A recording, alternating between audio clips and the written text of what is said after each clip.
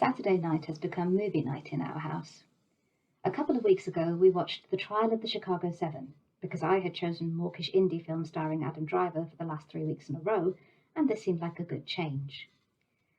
The film is a fictional and ultimately disappointingly sentimental account of the 1969 trial for conspiracy of first 8, then 7 anti-Vietnam War protesters.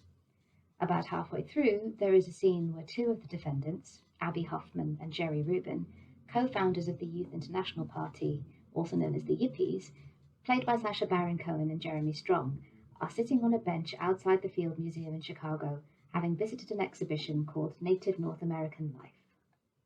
In the scene, Rubin says, "When you put exhibits of native Indian families in a natural history museum alongside dioramas of early man and the Jurassic Age, it gives the impression that the Cherokee evolved into modern-day Europeans."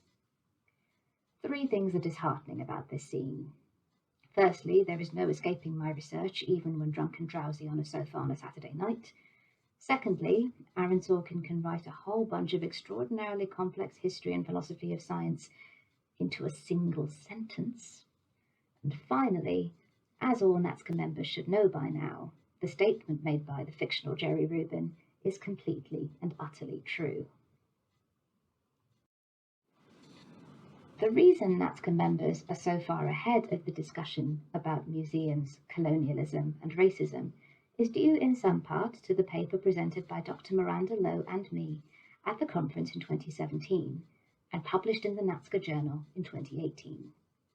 3 years on, we are back with this presentation, which is a combined update and continuing call for vigilance, critical thinking, and action when it comes to colonialism and natural history museums.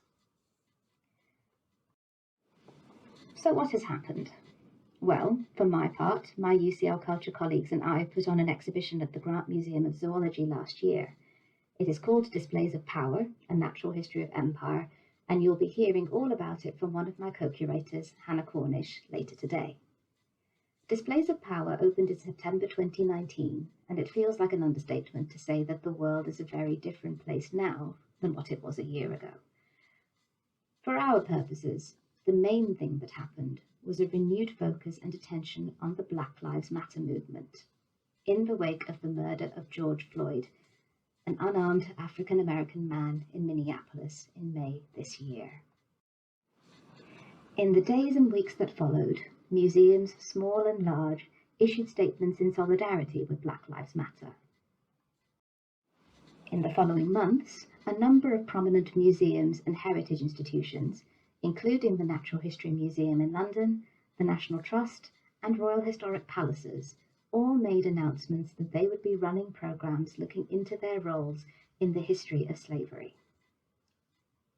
What has happened is that white people in the museum sector are finally starting to open their eyes and look at the colonial history and context that shaped the places where they work, and they are starting to think about how to change things. With that in mind, and having already given some attention to the colonial history of natural history in the 18th and 19th centuries, I want to use this part of my talk to turn to a similar story in the 20th century. The story is about the history of eugenics and the conservation movement, and how these very particular racist and eugenicist histories remain problematic today. I don't mean to dispute the idea that natural history museums have a role to play in engaging people with conservationism, carrying out original research and educating the public about why we need to save the planet. But, as with the history of scientific racism, it's important to know where some of our ideas come from in order to keep from tripping up and making the same mistakes again. My story starts outside the American Museum of Natural History in New York City, at the foot of a statue that Miranda and I mentioned in passing in our last NATSCA paper. In June of this year, the American Museum of Natural History asked the City of New York to take the statue down. In a statement to the press, New York Mayor Bill de Blasio said, "The American Museum of Natural History has asked to remove the Theodore Roosevelt statue because it explicitly depicts Black and Indigenous people as subjugated and racially inferior. The city supports the museum's request. It is the right decision and the right time to remove this problematic statue." Theodore Roosevelt IV, a trustee of the museum and great-grandson of the 26th president portrayed in the statue, agreed, saying, "The world does not need statues, relics of another age, that reflect neither the values of the person they intend to honor, nor the values of equality and justice." The composition of the equestrian statue does not reflect Theodore Roosevelt's legacy. In that last statement, the man who carries the name of Theodore Roosevelt for a fourth generation is wrong. Theodore Roosevelt IV is referring to the fact that he believes his great-grandfather's legacy in part lies in prioritizing environmental conservation in the United States. Over the course of his presidency, Roosevelt enacted legislation to create 150 national forests, 51 federal bird reserves, 4 national game preserves, and 5 national parks, including one that bears his name, on over 230 million acres of public land. The statue of Roosevelt was put up outside the American Museum of Natural History in 1940, 21 years after Roosevelt died and more than 30 years after he finished his second term as 26th President of the United States.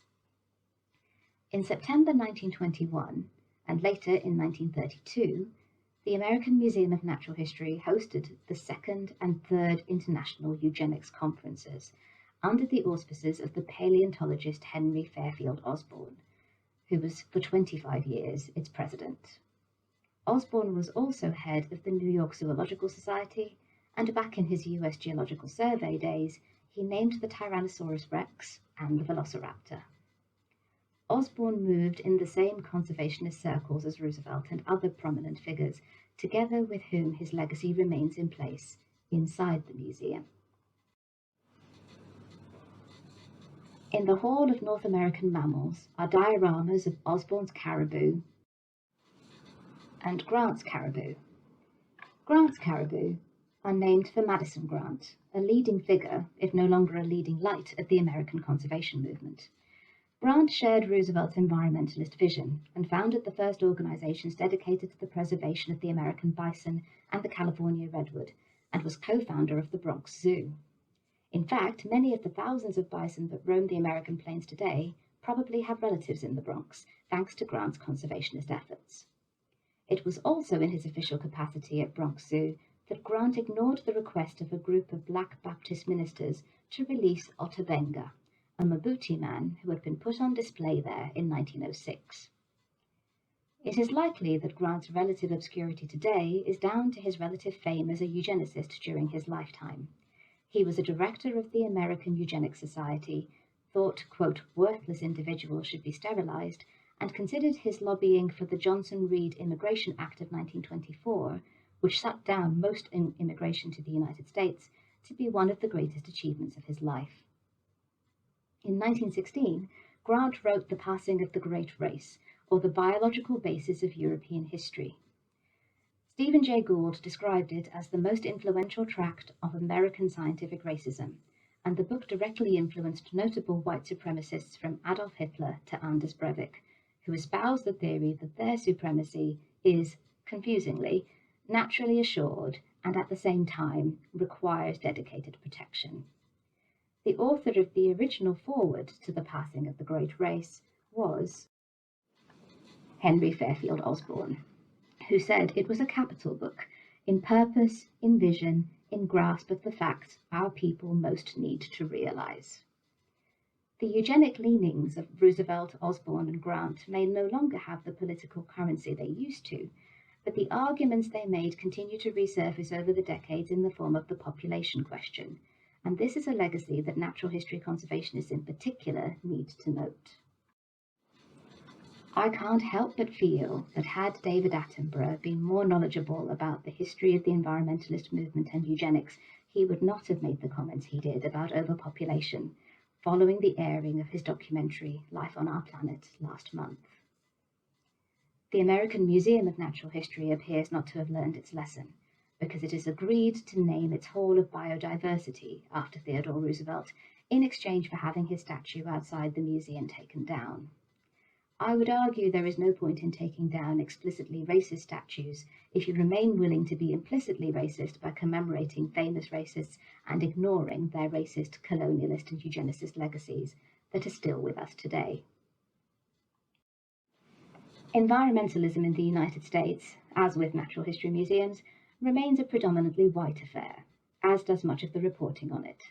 For all that Greta Thunberg, a teenage Swedish environmental activist, ranks as one of the most famous people in the world, we should note the ways in which her profile eclipses that of other young activists, people of colour who equally have been speaking out about the need to conserve the environment as well as for Indigenous rights. Feliquan Charlemagne, who is Florida state lead for the US Youth Climate Strike, Ridhima Pandey, who is one of 16 young activists launching a joint lawsuit against Germany, France, Brazil, and Argentina for their environmental destruction, Autumn Peltier, Chief Water Commissioner for the Anishinaabe Nation, and Mary Coppeney, better known as Little Miss Flint. Perhaps most infamously, you should know the name of the Ugandan climate activist Vanessa Nakate, who was unceremoniously cut out of a photograph of Thunberg and other white activists at the World Economic Forum annual meeting in Davos in January this year. It showed how we are valued, Nakate wrote on Twitter. Her words echo those of Artemisia Chakrabarti, who spoke at the climate change strike in New York in 2019. We are fighting for our lives, she said. We are fighting for your lives. We are fighting for our sacred territory.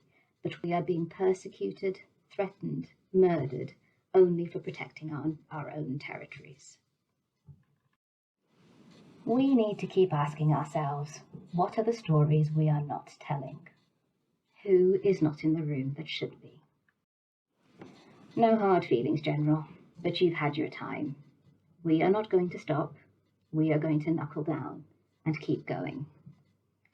A woman who knows this better than anyone working in any UK museum today is the woman with whom I share this keynote presentation. It is therefore my privilege to hand you over to Dr. Miranda Lowe. Thanks, Subhadra, for that wonderful talk and handover. Today, in my part of this keynote, I don't necessarily have all the answers, but I want to share with you some of my continued thoughts around decolonisation practice within natural history with regards to representation within the workplace. Workforce diversity and cross-racial allyship is vital to the sustainability of any decolonial work. That's why diversity of representation is important across all areas of our cultural institutions. I see new roles emerging within the sector, such as the Curator of Discomfort at the Hunterian at Glasgow University, or the Inclusive Collections Officer at Wellcome, to name a few. As the Museums Association's new Learning and Engagement Manifesto states, we need a workforce that represents their communities, that is respected and rewarded equally, and delivers and supports the ambitions of an organisation. It is tiring to be an activist or a change maker as a person of colour within an organisation, as there is a lot of expectation to be the continuous driver for change. Critical fringe should be embedded into all conversations with an aim of organisations becoming anti-racist, as there needs to be more awareness by non-people of colour of how race is dealt with as a person of Black, Asian or minority ethnic heritage. Reimagining museum natural science collections within a decolonial context should be ongoing. There is no quick fix, or if there is, please tell me.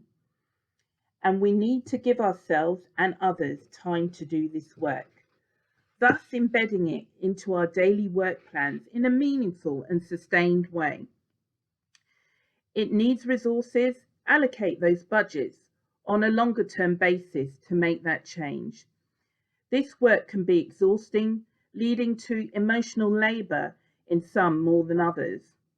Although people are having many more race conversations at work than usual since the re-emergence of the Black Lives Matter movement, even if these discussions are promoted by well-meaning white and non-black people of colour, they may require black people to regulate their anger, their trauma and sadness they feel about these situations while engaging in decolonial work, perhaps feeling the need to turn it into something more palatable for their colleagues' perceptions of what appropriate workplace behaviour is. This is an example of emotional labour. Although the topic was discussed briefly at the recent Museums Association conference, the conversation missed the Black people's perspective and experience of it.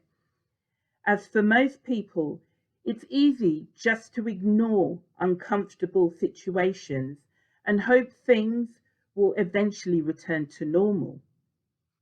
But that could send the wrong message to your Black colleagues. So there's no harm in reaching out and letting your Black colleagues know that you're aware that they may be dealing with things in their own way and that you're there for them if they want to talk.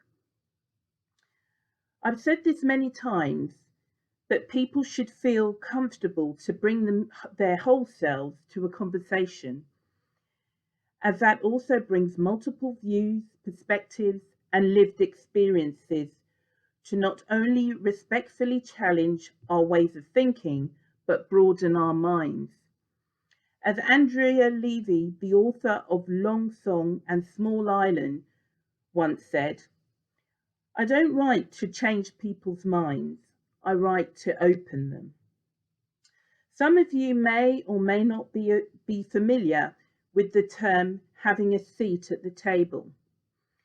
For me personally, Black communities often talk about this as it can be seen as a privilege depending on whose table you're at, of course. So having a seat at the table is often reserved for those who are considered to be both the influence and power to make decisions and effect change. The table has become a symbol of power, negotiation and credibility through which one can forward their career, generate a sale, or have some kind of enterprise success. In other words, when one is provided with a seat at the table, it represents an opportunity to be heard and to make a difference. But there is much more behind coming to the table than simply taking a seat. It is a way to not only deliver new insights, but new perspectives on existing knowledge. This is adding value, and people who look like me should be at the table sharing the power. Besides the knowledge that Black, Asian, and those of minority ethnic heritage bring to the table, I urge you all to listen deeply and observe what others are saying and doing. And don't be afraid to challenge ideas and to have your ideas challenged too. In other words, facilitate a dialogue that encourages the free flow of information. The more information that is shared, the better positioned you will be to make a meaningful contribution. I think we should allow communities and visitors to voice their own opinion, although I do realise that there could be some challenges there.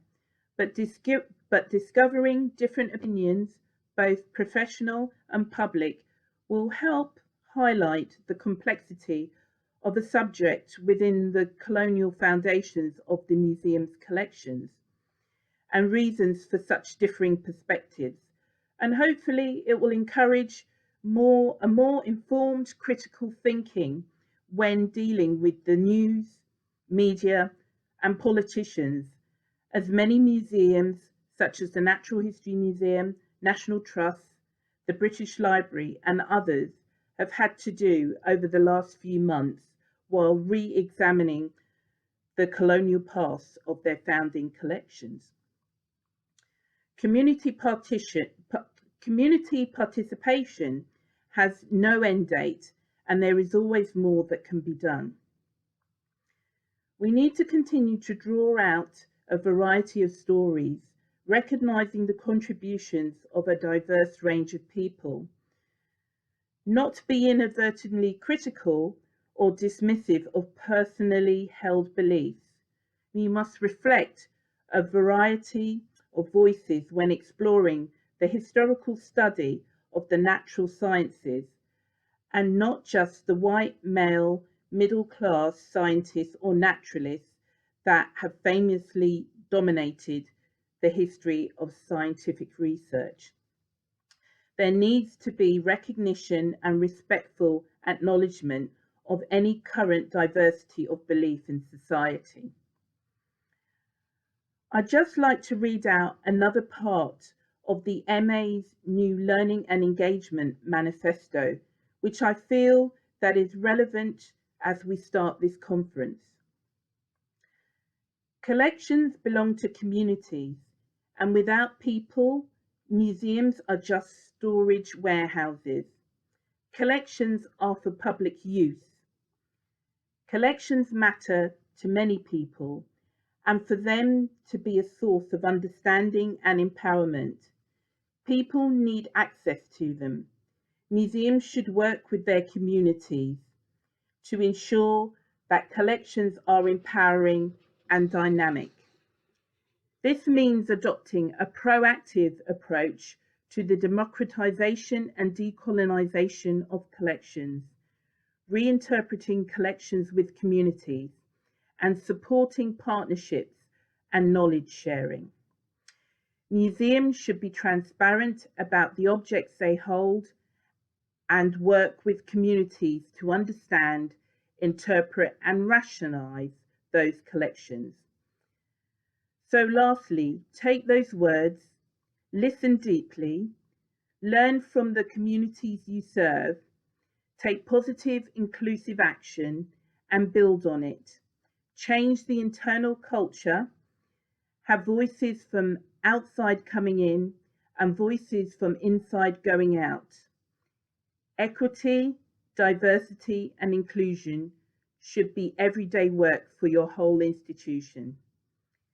Thank you for listening, and if we've got any time, I'm sure Subhadra and I will be happy to take questions or comments you may have.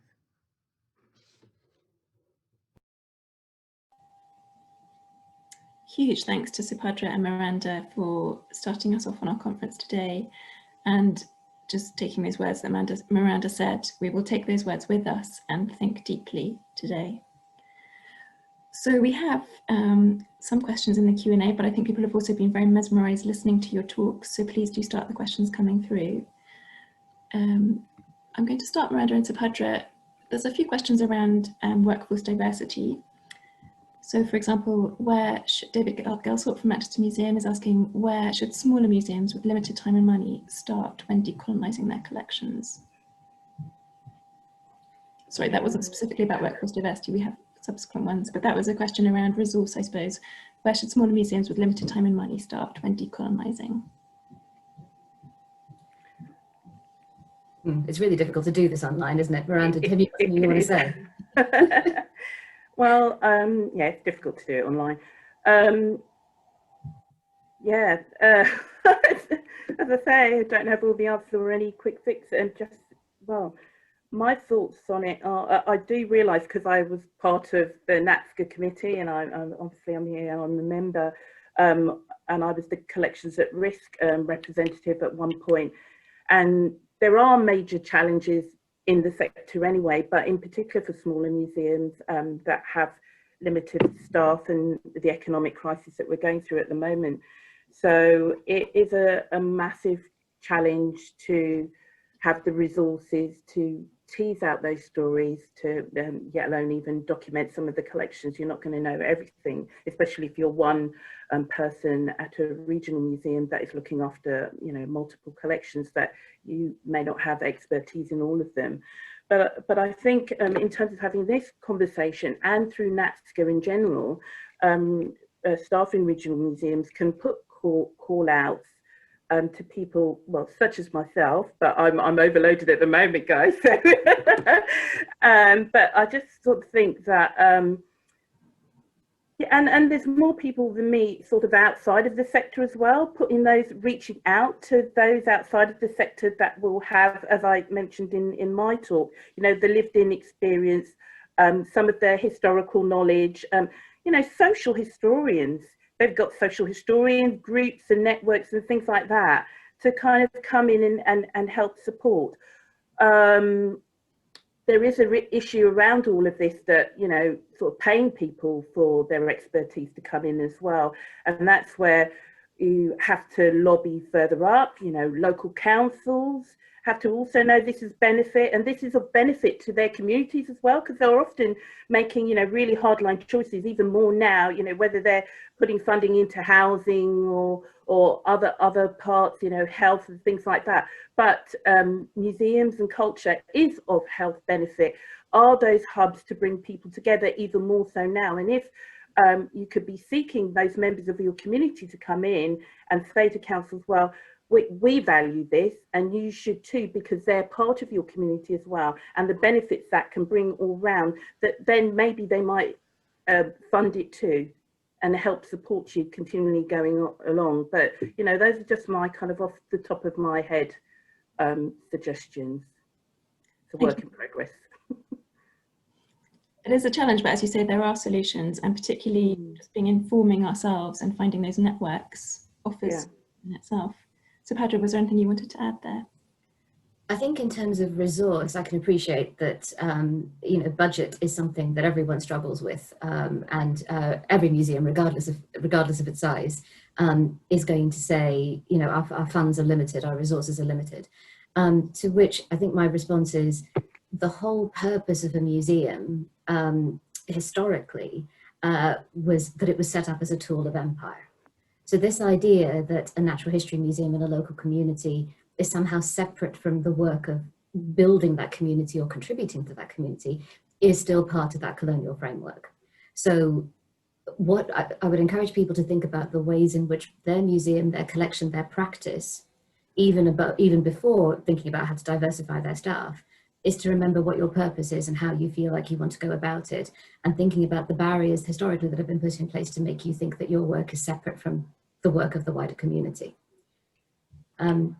But yeah, we definitely need to diversify our workforce, but the ways in which we can do that is first by reaching out to people and saying, this is part of your history too. This is our collective history. This is all of our story, not just a niche subject. Yeah. Thank you so much. So we actually have quite a specific question around, can you talk a little more around some of the stories you've been able to draw out of your own natural science collections through conversations with community? So as examples of this approach where you're working with more diverse communities to draw these stories together. This one's an interesting trick because for all that I'm really proud of the work that my colleagues and I have done on displays of power, not necessarily groundbreaking in decolonial terms, because at the end of the day, it's an exhibition. Our colleagues in our public programming team did phenomenal work in terms of organising a community takeover. You'll be hearing more about this in the presentation later today. But yeah, my personal experience is we haven't even really started to do that work properly yet. The idea that we need to be reaching out and that we need to be talking to different people, we're only at the start, personally, from my experience. Yeah, I would agree with that. And with that being said, that we don't want to keep being at the start. We want this a continued embedded thing. It's not a stop, start, stop, start. So it just needs to be continuous. This is just part of our work. We always do this, you know, it should be, we always do this kind of thing, but it may be with different pockets of the community or different types of communities, because, you know, we have to think about what do we mean by communities? What do they look like? But people have to be aware outside of the museum sector that we do engage with communities of every sort, and that you are welcome, and that we value what you know, your voices, your narratives, or what any expertise that you have to bring. Thank you. So we have a question. Do you think there's a challenge in getting people to see that natural sciences are an integral part of decolonising work, as opposed to, for example, social history and world cultures, etc.? And that's something I've certainly experienced myself, and perhaps that community practice is being applied better to some collections than natural science collections. Do you think that you've experienced that? Yeah, I have, and that was, you know, that's how the story sprung up in the paper, to be honest, because what I was seeing when decolonisation was kind of re-emerging again, a bit like Black Lives Matter, because, you know, they've always been there in the background, or I've been aware of it, and that's the thing, it's all about awareness at the end of the day, or making yourself aware. And so, you know, I've forgotten I've lost my train of thought there, Isla. So what was the basis of the question there? Challenge getting people to see that natural sciences are... Oh, yes. So that's why I was saying about, yes, there is, because, well, yeah, it does link to the awareness. In terms of decolonisation, is perhaps people were looking more at objects and then art. And that's interesting about people's sort of relationship with objects and art too. But then I thought, well, actually, you know, some of these objects, and you know, that I'll name, you know, things that are in the British Museum were linked to natural history collections as well, often in the same batches. You know, colonially sort of coming into museums. The Natural History Museum was once a sub-department. Its original home is from the British Museum. So those collections have just been separated by the building and at any point in time, because natural history collections grew too big at the British Museum, but they're all part and parcel of it. And so that's why I teased out those stories a bit more, to help people realise. I must say I did that with caution in the very beginning, so I should know that, because you know, at the time I thought, oh, well, no one's going to love this. You know, and I do realise as well and accept that you know, curatorial staff are under a lot of other pressures, but I don't want anybody to see that this is an additional pressure. This is an enhancement of your work and of the work that we are doing. And so it should be no pressure at all. It just should be something that we do. It's just it's all just part of inclusive practice at the end of the day. Sparta, did you want to add anything to that? Yes, I just wanted to say that it can be enormously challenging sometimes, because it can seem to be challenging to the fundamental nature of science, biology, natural sciences, and how they work. I know that one of the audiences that are particularly tricky in the Natural History Museum context is creationists, people who outright reject the idea or Darwin's theory of evolution by natural selection. And a lot of those folks come from outside of Europe, and their positions come from fundamentalist Christian views that are the result of colonial action. So I think people need to be mindful of the fact that it works in two directions. The fact that the sciences or the stories that we tell in science museums are alienating people in one way, but also the fact that we're not, we need to be more knowledgeable about our own histories, of where our own ideas come from, and the influence of colonialism, particularly in terms of fundamentalist religion. These are all things that, you know, that create barriers, and these are things that we need to start to address to be able to work across. So it's not going to be a bowl full of cherries. You're going to have to talk to people who fundamentally disagree with your position on the world and how you see it. And it's our responsibility to engage with those people in ways that are meaningful, because otherwise nothing changes. Yeah, absolutely. So we've just got time for one more question. And but also there's time to go through and have a look through the question answers and answers by text if you would like to. But so there are these untold stories. They can be big and with very many different perspectives. How do we begin to tell those untold stories without having to go into a whole thesis on one artifact? Someone was asking, such big stories and so many different perspectives, it's a challenge to know where to start. Sorry, I'm going to just suddenly get very tired. Start somewhere.